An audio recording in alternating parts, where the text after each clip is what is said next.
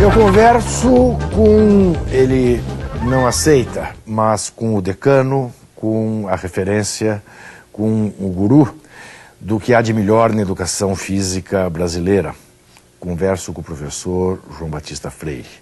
Converso com ele 4 anos depois deste programa ter nascido, e só converso com ele 4 anos depois deste programa ter nascido, por ter, durante esses 4 anos, a mais absoluta convicção de que eu já tinha feito essa entrevista com ele.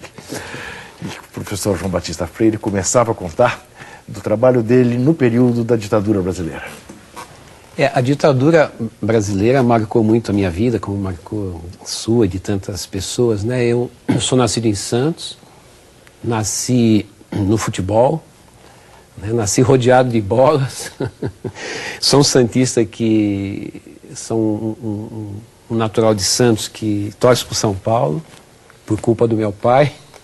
Então, durante anos eu tive que assistir o Pelé jogar e ganhando do São Paulo e aguentando o Pelé. Eu detestava o Pelé, né? Porque o São Paulo passou anos perdendo do Santos naquele período e eu torcendo para o São Paulo. E meu pai era estivador, meu pai já faleceu. E quando veio o golpe militar, em março de 64, eu tenho uma lembrança muito forte. O meu pai, minha mãe, eu e minha mãe e meu irmão estávamos ouvindo o Leonel Brizola falando no rádio. Foi a última coisa que se ouviu antes da censura cortar todas as transmissões que não eram favoráveis ao golpe militar.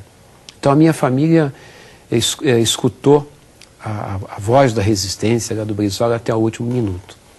Eu tinha 16 anos. E aí naquele tempo eu trabalhava com contabilidade, eu sou formado em contabilidade. E aí eu saí pelo mundo, fui para São Bernardo do Campo e fui trabalhar lá com contabilidade. Eu fui trabalhar depois numa fábrica, fui ser contador de uma fábrica de tintas. E aí, de tanto respirar tinta, um dia eu me enchi daquilo tudo, eu fui na faculdade de administração de empresas onde eu estudava, me despedi dos colegas. Fui na fábrica pedir demissão e fui fazer educação física. E aí fiquei desempregado, porque eu tinha um bom emprego na fábrica, mas não tinha emprego na educação física. Fiquei desempregado. E foi interessante, até eu conto esse episódio no meu blog. Eu tenho um blog que eu escrevo um monte de coisa lá. E eu lembro que o diretor da fábrica me chamou um dia. Eu era um funcionário em ascensão na fábrica. Uma fábrica muito legal, gente muito boa. E ele me disse assim: olha, João, você tem um futuro brilhante aqui. Eu vou levar você no banco, vamos fazer um cartão de crédito para você. Falou das maravilhas todas que eu ia ter daí por diante, né? Eu lembrei daquele episódio da Bíblia, né? O diabo chama lá o Jesus e diz que se me adorares, tudo isso um dia será teu, né? Bom, então ele me prometeu tudo isso e um mês depois eu me demiti. Me demiti e fiquei desempregado de fazer educação física. E depois de muito lutar, muito batalhar, eu consegui um emprego em São Bernardo, graças a um ex-jogador de futebol profissional, o seu José Rossi, que jogou no Mônaco da França, um socialista. E eu fiquei 1 ano trabalhando no Volkswagen Clube. E em seguida fui trabalhar na prefeitura de São Bernardo, no estádio de Vila Euclides, hoje estádio 1º de Maio, palco das grandes greves, né? Porque eu tive uma vida meio que paralela do Lula, só não virei presidente. Porque quando o Lula chegou a São Paulo, ele chegou em Santos. É verdade. E o pai do Lula trabalhava com o meu pai, na Estiva. A história não é bem a do filme, o pai do Lula trabalhava no Cais. Meu pai conhecia o pai do Lula.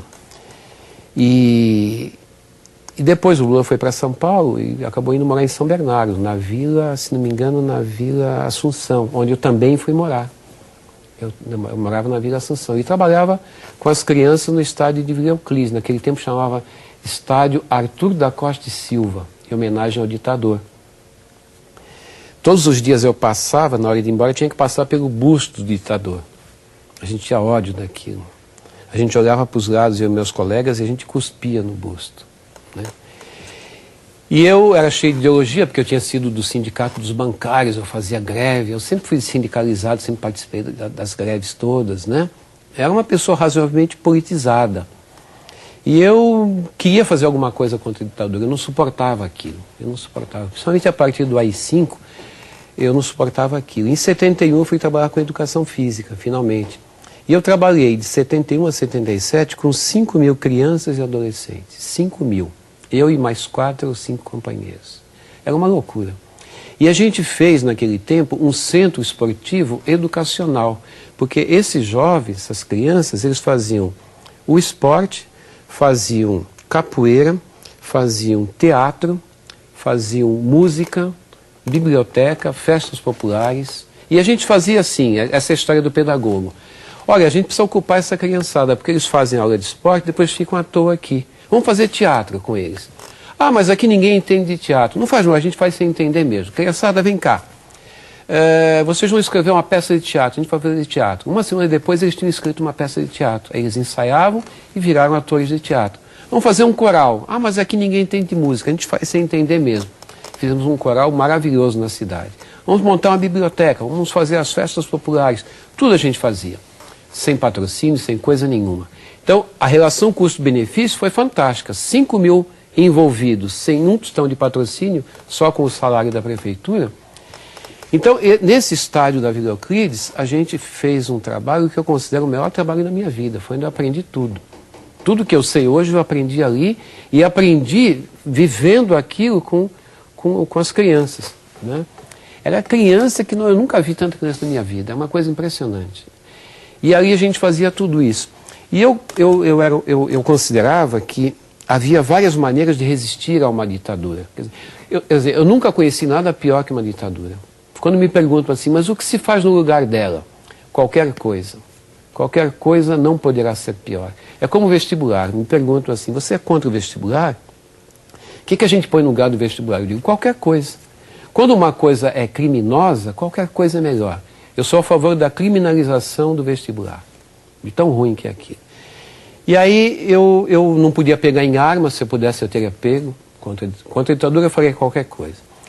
Mas eu achava que educar era uma boa luta contra a ditadura. E quando ela terminou, eu tinha educado 5.000 crianças e adolescentes, disponíveis para viver em democracia. Todos eles tinham uma marca da democracia. Eu nunca deixei de dizer para um aluno meu que ser livre é melhor do que ser prisioneiro. Que ser livre é melhor do que qualquer coisa no mundo. É melhor do que comer, é melhor do que tudo, apesar de ser preciso ter as condições materiais básicas de existência, mas não há nada mais rico do que ser livre. E a gente tem que educar então para a liberdade. Né?